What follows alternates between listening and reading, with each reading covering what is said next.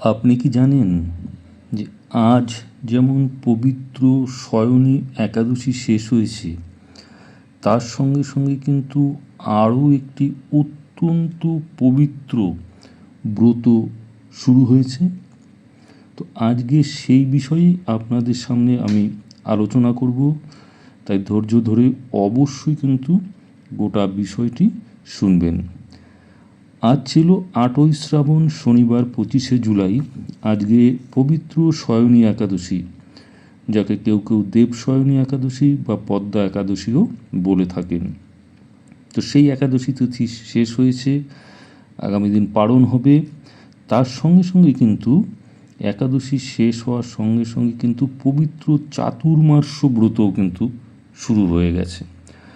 অর্থাৎ বলতে পারেন যে হরি শয়নী বা শয়নী একাদশীর দ্বিতীয় ধাপ কিন্তু এই চাতুর্মাস্য ব্রত। অর্থাৎ শয়নী একাদশীতে ভগবান হরি তিনি যোগনিদ্রায় যান, বা সাধারণ মানুষরা বলেন শয়ন করেন। তো তিনি তো ঈশ্বর শয়ন করেন না, তিনি আসলে যোগনিদ্রায় যান। যোগনিদ্রায় যান কয় মাসের জন্য বা কতক্ষণের জন্য? 4 মাসের জন্য।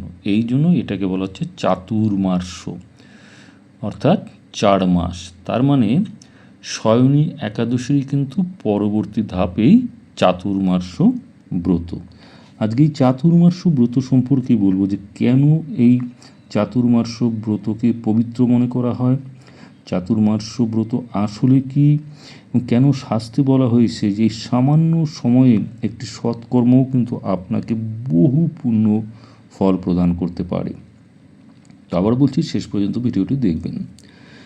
পুরাণ অনুসারে আষাঢ় শুক্ল একাদশী দিন ভগবান বিষ্ণু ক্ষীরসাগরে অনন্তনাগের শয্যায় যোগনিদ্রায় প্রবেশ করেন। যদিও এবার একাদশীটি কিন্তু শ্রাবণ মাসে পড়েছে।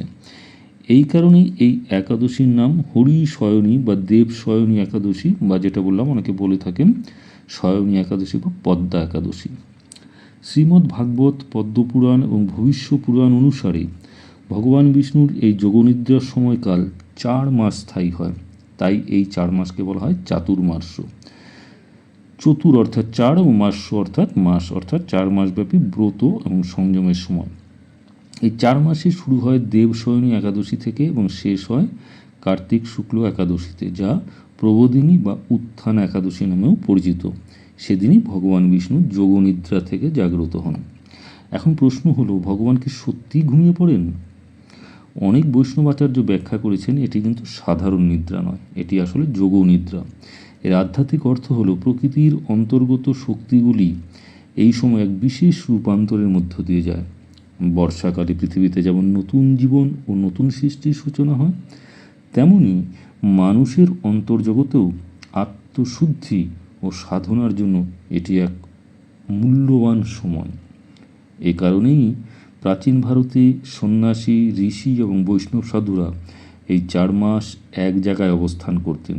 তারা দূরযাত্রা করতেন না, বরং জপ, তপ, ধ্যান, শাস্ত্রপাঠ এবং ভক্তির মাধ্যমে আত্মোন্নতির সাধনা করতেন। তো বন্ধুরা, চাতুর্মাস্যের সঙ্গে কিন্তু বৈজ্ঞানিক কারণও জড়িয়ে রয়েছে। আসলে বর্ষাকালে পরিবেশে জীবাণু বৃদ্ধি অনেক বেশি হয়।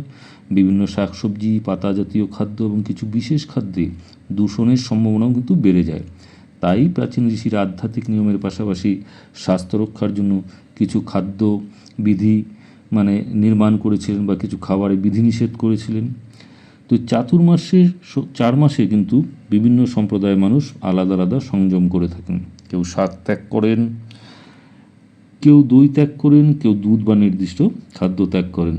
আবার প্রতিদিন তার সঙ্গে কেউ অতিরিক্ত জপ, গীতাপাঠ, বিষ্ণু সহস্রনাম ইত্যাদি পাঠেরও সংকল্প করেন। শাস্ত্রে বলা হয়েছে এই সময় যে ব্যক্তি সামর্থ্য অনুযায়ী সংযম পালন করবেন তার মানসিক শক্তি বৃদ্ধি হবে এবং তার ভক্তিও কিন্তু বহুগুণে বৃদ্ধি হবে। পদ্মপুরাণে একটি অত্যন্ত সুন্দর কথা বলা হয়েছে, কলিযুগে যজ্ঞ বা কঠোর তপস্যা সকলের পক্ষে সম্ভব নয়, কিন্তু ভগবানের নাম স্মরণ, দান, জপ এবং ভক্তি সেটি কিন্তু সকলের পক্ষেই করা সম্ভব। আর চাতুর্মাস্য সেই সাধনাকে বহুগুণ বৃদ্ধি করে। এবার আসি সাধারণ গৃহস্থ মানুষের জন্য সবচেয়ে গুরুত্বপূর্ণ প্রশ্ন, চাতুর্মাস্যে কি করবেন? প্রতিদিন ওম নমো নারায়ণ মন্ত্র জপ করুন, গীতা, বিষ্ণু সহস্রনাম বা ভাগবত পাঠ করুন, তুলসী গাছে জল অর্পণ করতে পারেন, সামর্থ্য অনুযায়ী দান ধ্যান করতে পারেন, আর মিথ্যা, রাগ, হিংসা এবং নিন্দা থেকে দূরে থাকার চেষ্টা করবেন।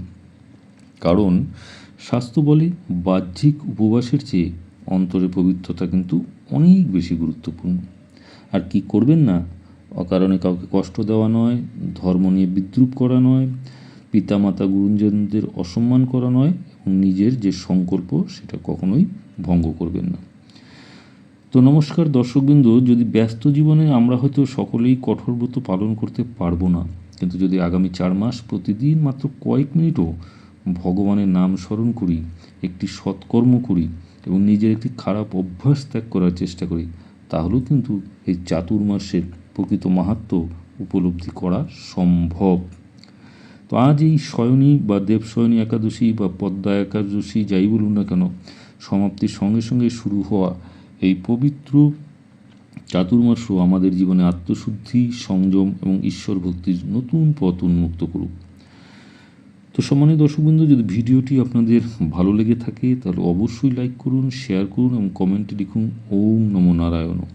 আর এ ধরনের গুরুত্বপূর্ণ তথ্য আপনার পরিবার এবং বন্ধুদের সঙ্গে শেয়ার করতে ভুলবেন না, কারণ অনেকেই জানেন না যে আজ থেকেই শুরু হচ্ছে পবিত্র চাতুর্মাস ব্রত।